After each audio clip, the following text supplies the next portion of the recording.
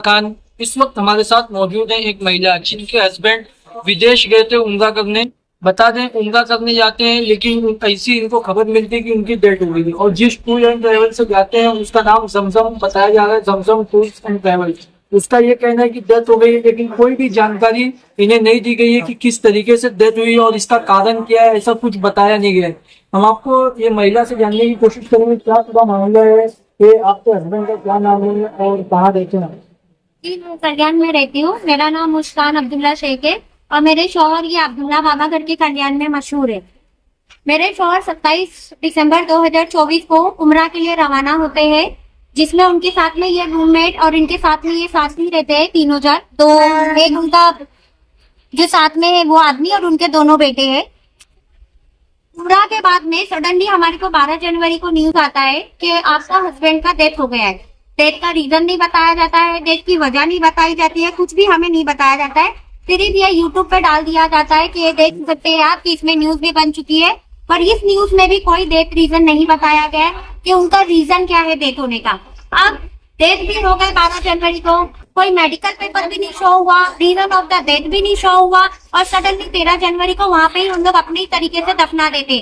ना तो सुबह उनका कोई भी पेपर, वीजा, पासपोर्ट, उनका डेथ सर्टिफिकेट, उनका लास्ट लगेज, सब सामान कुछ भी मुझे नहीं दिया जाता है। जमजम टूर में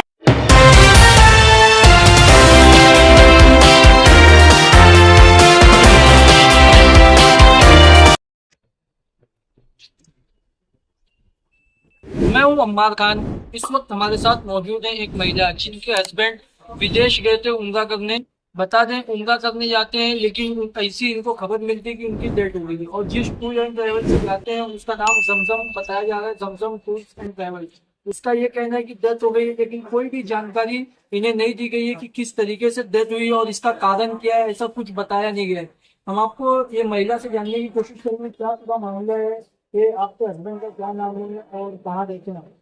जी मैं कल्याण में रहती हूँ। मेरा नाम मुस्कान अब्दुल्ला शेख है और मेरे शौहर ये अब्दुल्ला बाबा घर के कल्याण में मशहूर है। मेरे शौहर 27 दिसंबर 2024 को उम्रा के लिए रवाना होते हैं, जिसमें उनके साथ में ये रूममेट और इनके साथ में ये साथी रहते हैं तीनों जन। तो एक उनका जो साथ में है वो आदमी और उनके दोनों बेटे हैं।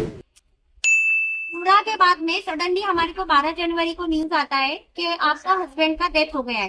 डेथ का रीजन नहीं बताया जाता है, डेथ की वजह नहीं बताई जाती है, कुछ भी हमें नहीं बताया जाता है।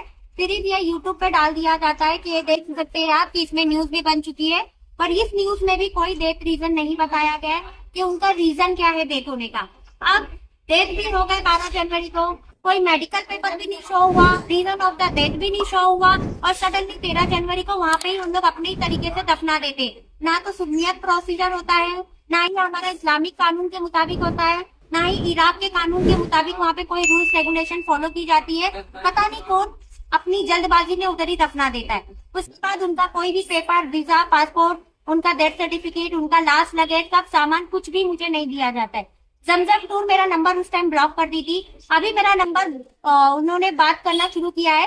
तो एक हफ्ता पहले मुझे बोलते हैं कि आप जो है शफीक से बात करो क्योंकि शफीक के पास तमाम पेपर है, पर शफीक नाम का आदमी मेरा नंबर ब्लॉक करके रखा है, ना मुझसे बात कर रहा है। और जनवरी से लेके अब जून चालू हो गया, अभी तक वो बंदा मेरे सामने नहीं आ रहा है, ना ही डेथ ऑफ का रीजन बता रहा है। सडन हस्बैंड का डेथ होना, फिर मेरे घर में अटैक होना, ये मुझे कुछ समझ में नहीं आता है। अटैक कौन कैसे? अटैक मेरे ससुराल में शफा शेख, उसकी औरत सिराज, नौकर योगेशा और लतीफ शेख, शकीला शेख और फैसल शेख, यास्मीन शेख और अब्दाद शेख, उनका नौकर अकील शेख, बहुत सारे लोग हैं जो हमारे घर पे डायरेक्टली सडनली हमला भी करते हैं और हमें जान से मारने का पूरा प्रयास करते। मुझे समझ में नहीं आ रहा इतने लोग हमारे जान के दुश्मन क्यों बने हुए। एकदम मतलब जैसे कि अगर सोचा जाए तो मेरे हस्बैंड के जाने का इंतजार किया जा रहा था और हमें मारने का प्लान चल रहा था।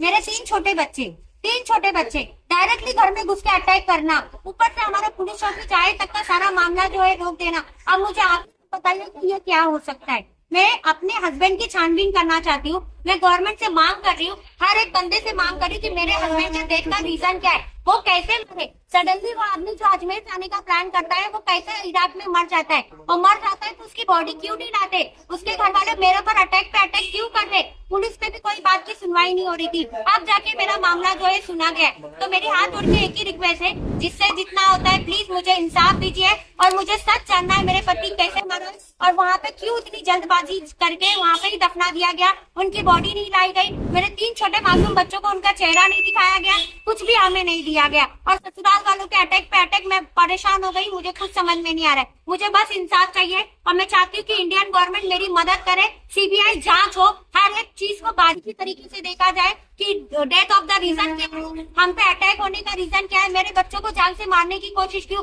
मेरे घर में घुस के अटैक करने का रीजन क्या, सारी चीज इंडियन सीबीआई जांच की जाए। बस मेरी आप लोगों से यही मांगे। जनवरी से कोई मीडिया मेरी मदद नहीं कर रहा है, कोई मेरी पुलिस वाले बात नहीं सुन रहे, लेकिन मुझे अफजल न्यूज ने हिम्मत कहा कि आप इधर आइए, हम आपकी जरूर बात जहाँ तक पहुँचानी है, जहाँ तक हम चाहेंगे कि हमारे से आपकी मदद हो, हम कोई कॉस्ट नहीं लेंगे, आपसे कोई पैसा नहीं लेंगे, हम सबकी मदद करना चाहते हैं। आपने वहाँ की एम्बेसी से संपर्क किया था? एम्बेसी से संपर्क किया है, लेकिन एम्बेसी का कहना है कि आप डायरेक्टली जमजम टूर से बात करो, बिकॉज ऑफ जमजम टूर के पास ही सारी डिटेल्स होगी, जो टूर जाती है ना वही जिम्मेदारी लेती है, एम्बेसी जिम्मेदारी नहीं लेती है। पुलिस वाले लोग का इस मामले में क्या कहना है जब आप पुलिस स्टेशन गए? पुलिस वाले बोलते हैं कि आप इराक जाओ, मैं अब इराक में भी जाऊँ ना, मेरे पास पासपोर्ट है, पूछे मैं इराक कैसे जाऊँ। एमएफसी पुलिस, कल्याण महात्मा फुले पुलिस और कल्याण बाजारपेट पुलिस मुझे डायरेक्टली मुंह पे बोलती है कि आप इराक जाओ, आपको छानबीन करनी है, आप इराक जाओ। पुलिस स्टेशन सिर्फ आपका ही काम लेके बैठा है, मुझे ऐसे बदतमीजी की जाती है, वहाँ पे कोई मेरी बात नहीं सुनी जा रही है। अभी आपको ऐसा लगता है कि आपके पति की डेथ हुई है या फिर वो जिंदा रखे, आपको लगता है? मुझे कुछ भी श्योरिटी ले पा रही। अगर देखिए एक बार क्या हुआ था ना, एमएफसी ऑफिसर थे, उन्होंने क्या बोला कि आपको लगता है कि वो अगवा हुए, मैंने बोला सर मैं श्योर नहीं, मैं किसी भी मामले में श्योर नहीं, मुझे सिर्फ डेथ ऑफ द रीजन जानना है। क्यों? क्योंकि जब वहाँ पे कोई इंसान डेथ हुआ है ना तो मेडिकल पेपर बना होगा, बस मुझे मेडिकल पेपर दिखाइए ताकि मैं गवर्नमेंट के पास जाऊँ और जो भी उसका हल निकलता है वो निकल जाए बस।